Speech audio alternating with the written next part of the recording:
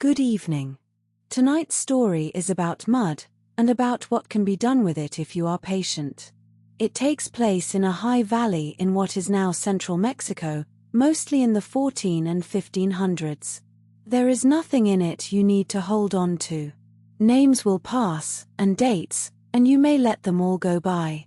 If you fall asleep before we reach the water, that is perfectly fine, the lake will still be there. Let yourself get comfortable. We will go very slowly, and the pace will not change. Picture a valley high in the mountains, more than 2,200 meters above the sea. It is ringed by volcanoes. Rain falls on the slopes and runs down into the basin, and because the basin has no outlet to the sea, the water gathers at the bottom and stays there. What it made was not one lake but a chain of shallow ones, connected, spreading and shrinking with the seasons. The largest was called Texcoco, and it was brackish, salty enough that little would grow in it. To the south lay two others, Xochimilco and Chalco, which were fed by freshwater springs and stayed fresh. These were not deep lakes. In many places you could wade. Reeds grew in great beds along the margins. Ducks came in enormous numbers in the winter. Fish, frogs, insects, and a nutritious blue-green algae could all be taken from the water. It was a rich place to live, and people had lived around these lakes for a very long time before our story starts. But it had one obvious drawback for farmers. The good flat land was under water, and the dry land was up the slopes, and there was never enough of it. The answer that people worked out, over centuries, was to make more land. It is a simple idea and the execution is careful.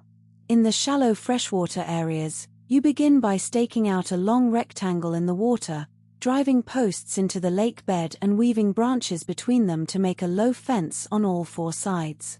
Then you fill it. You fill it with layers of whatever is to hand, reeds and water plants cut from nearby, and mud scooped up from the lake bottom with a long-handled scoop from a canoe. Reeds, then mud, then reeds, then mud, built up in layers until the surface of the plot stands perhaps half a meter or so above the water. Around the edges you plant willows, a native species called the ahujote, which grows tall and narrow. Their roots go down through the plot and into the lake bed beneath, and over a few years they knit the whole thing together and hold it in place.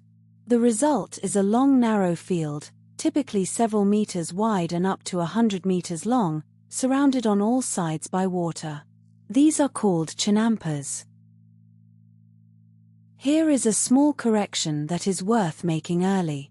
They are usually called floating gardens, and they do not float. They are not rafts. They are built up from the lake floor and rooted into it, and they stay exactly where they are put. The name seems to come from Spanish observers who saw green fields apparently sitting on open water and drew the obvious conclusion. There may also have been genuinely floating seedbeds of woven reeds in some places, which would have added to the impression. But the fields themselves are solid ground made by hand. The name has stuck for 400 years and is not going anywhere, so we will keep using it, while quietly knowing better. The water between the plots is not waste space either. Those channels were the roads. Everything moved by canoe, the harvest, the workers, the mud, the building materials, the household goods. A network of chinampas is therefore also a network of canals, and the two things are the same construction seen from different angles. You dig the channel, and the material you dig out becomes the field. A well-made chinampa is also surprisingly durable. Some of the plots still being farmed in the south of the city today sit on beds that were first laid down centuries ago, added to and repaired by generation after generation. A field, in this system, is not a piece of ground you inherit. It is a piece of ground somebody in your family made, and which you are expected to keep making. What makes this more than a clever way of gaining acreage is the soil. A chinampa sits in water on every side, which means the root zone never dries out. Water rises into the bed by capillary action from below, so crops are watered continuously without anyone carrying a bucket. And the fertility can be renewed indefinitely, because the source is right there. Every year, farmers dredged the canal bottoms and spread the rich black muck across the surface of the plots. That sediment is full of decayed plant matter and, in a busy lake system, a good deal else besides. The waste of the households and the settlements went into the same water. Nothing was wasted. Aquatic weeds were cut and composted. So instead of soil that degrades with use, you have soil that is topped up every season from the water around it. Estimates of productivity are very high, several harvests a year on the same plot, and yields per unit area that compare well with modern intensive agriculture. It is, in the language we use now, a closed-loop system. In the language they used, it was simply how you farmed. There is one more technique, and it is my favorite thing in this whole story. To get several harvests a year out of a plot, you cannot afford to have the field sitting idle while seeds germinate. So they did not germinate them in the field. At one end of a plot, or on a special raised bed, they made a thick layer of soft mud from the canal and let it firm up slightly. Then they cut it into small squares with a knife, like cutting a tray of fudge, and pressed a seed into each square. These little blocks were called chapins. The seedlings grew in their own individual cubes of nutrient-rich mud, protected, close together, easy to cover with reeds against frost on cold nights. When the previous crop came out of the ground, the young plants were lifted, still in their blocks, and set into the field. So the plot was only ever occupied by plants that were already well underway. If that sounds familiar, it is because it is essentially the modern seedling plug tray, the plastic thing you buy tomato plants in at a garden center. It was worked out here, from lake mud, several hundred years before anyone thought of making it out of plastic. The city that this fed sat on an island near the western edge of Lake Texcoco. It was called Tenochtitlan, and it was founded, by tradition, in 1325. It grew across the following 2 centuries into something remarkable.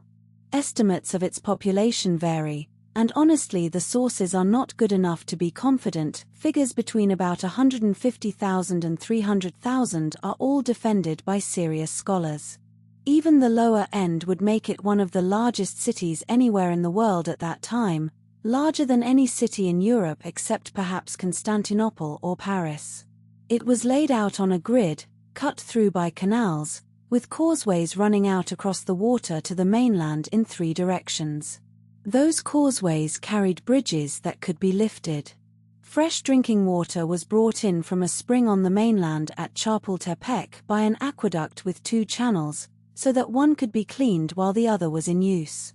Waste was collected and taken out by canoe rather than left in the streets. Spanish accounts, whatever else one thinks of their authors, are consistent on one point: they had not seen anything like it, and they said so. The chinampas around and within the city were built and extended on a very large scale. Around the southern lakes of Xochimilco and Chalco, something in the region of 9,000 hectares of chinampa were eventually in cultivation. That is a manufactured agricultural landscape roughly the size of a good-sized modern city, all of it made from lake mud by hand. Maize, beans, and squash were the staples. Alongside them grew amaranth, tomatoes, chilies, and a great range of herbs and flowers. Flowers were used in quantity for ceremonies and were a serious crop in their own right. The name Xochimilco means, roughly, the place of the flower fields. There was also a piece of hydraulic engineering behind all of this that is easy to miss. The southern lakes were fresh and the main lake was salty, and if the salt water came south, the chinampas would be ruined. So in the 1450s a great dike was built across Lake Texcoco, an earth and stone barrier around 16 kilometers long, with sluice gates to hold the brackish water off and keep the freshwater basin fresh. Without that wall, none of the rest would have worked for long. That dike also served against flooding, which was the standing risk of living in a closed basin. It did not always succeed. There was a severe flood in the early 1500s that damaged much of the city, and floods recurred. Managing water in that valley was a permanent job that was never quite finished. Daily life on the Chinampas is described in a number of sources, of which the fullest were compiled after the Spanish arrival, most famously the Florentine Codex, gathered by a Franciscan friar, Bernardino de Sahagun, working with Nawa scholars and artists who wrote in their own language. It is an extraordinary document, and it is also a document made under colonial conditions, by people describing a world that had just been broken. Historians read it carefully for that reason. What comes through is a farming life organized around the canoe, going out at first light along a channel between willows, standing on a plot narrow enough to reach across, lifting mud, setting seedlings, cutting weed, and coming back with the boat low in the water. The tools were simple. A digging stick, a long-handled scoop, a knife for cutting the seedbeds into squares, a basket. No plow, and no draft animals. There were none in the Americas suited to the work, so everything was done by hand and carried by boat, which is one reason the plots are narrow. A chinampa is exactly as wide as a person can comfortably reach into from the water on either side. The Spanish arrived in 1519 and the city fell in 1521, after a siege. Disease had already done terrible damage. We will not go into that here. It was a catastrophe, and it deserves better than a paragraph, and it is not what tonight is for. What matters for our story is what happened to the water afterwards. The new colonial city was built on the ruins, and its rulers took a fundamentally different view of the lakes. Where the previous system had managed the water, holding it in place with dikes and living among it, the Spanish decided to remove it. From 1607 onwards, an enormous drainage project was begun to cut a channel through the hills and let the basin empty. It took centuries and it eventually worked. The lakes shrank and mostly vanished. Mexico City today sits on the dried bed of them, which is why it has sunk in places by several meters over the last 100 years as the soft lake sediments beneath it compact and the groundwater is drawn down. The ground is still, very slowly, remembering that it used to be a lake. But the Chinampas are not entirely gone. In the south of the city, at Xochimilco, a network of canals and plots survives, a remnant of the old system, still farmed, and now a protected site. The willows still line the plots. There are still boats. Some of the growers still cut chapins out of canal mud.